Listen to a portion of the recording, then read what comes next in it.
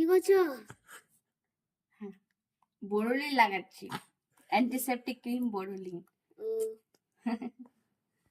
তো এত ঠোঁট ফেটে গেছে পুরো, আসলে রাত্রেবেলায় জ্বর এসেছিল তো, যার কারণে আমার ঠোঁটটা ফেটে গেছে। তো হ্যালো এভরিওয়ান, গুড মর্নিং। কি করছো সবাই এখন? তোমাকে তো দেখাচ্ছে।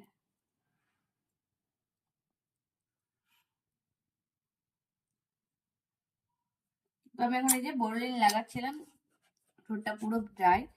আর যতই আমি অন্য কিছু লাগাই না কেন, মুখে লিপ বাম মারে, কিন্তু এর মতো কাজ কিছুতে করতে পারে না। তো এটাই আমি এখন লাগাচ্ছিলাম। তো সবাই এখন কি করছো?